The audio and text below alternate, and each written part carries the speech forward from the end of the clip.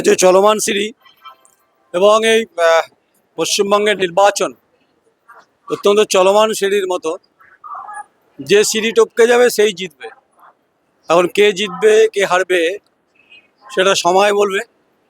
তাই ভোটের যে বাজার, ভোটের যে ঘটনা প্রবাহ অবশ্যই চলমান সিঁড়ির মতো বর্ধমান স্টেশনে এই মুহূর্তে রয়েছি।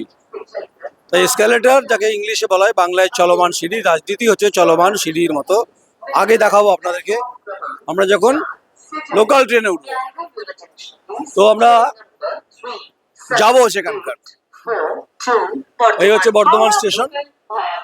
আমরা আমাদের গন্তব্যস্থল কোথায় সেটা পরে বলছি, আপাতত এখানেই থাক।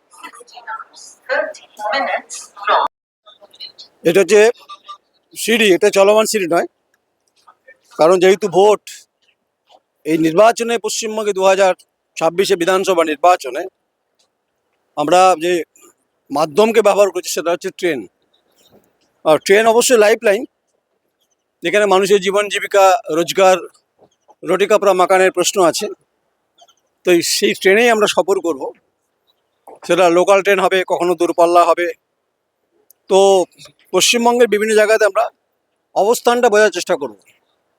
যে সেই সিঁড়ি দিয়ে নামছি, নেতারাও নামেন, কিন্তু এখানকার যারা সাধারণ মানুষ যারা ভোট দেন তাদের সঙ্গে আমরা এই চলমান ট্রেনে কথা বলবো। আপাতত অপেক্ষা করছি ট্রেন আসা পর্যন্ত। ট্রেন যেই আসবে আমরা ট্রেনে উঠে পড়ব। বর্ধমান স্টেশন রয়েছে। রাজনীতির অনেক কথা হবে, জীবন জীবিকার কথা হবে, প্রশ্ন হবে, উত্তর তারা দেবেন। তাদের পছন্দেরকে প্রার্থী হবেন, পছন্দের কাকে ভোট দেবেন, এই সমস্ত টুকরো কোলাজ দ্য কোয়েরিতে আপনাদের দেখাবো।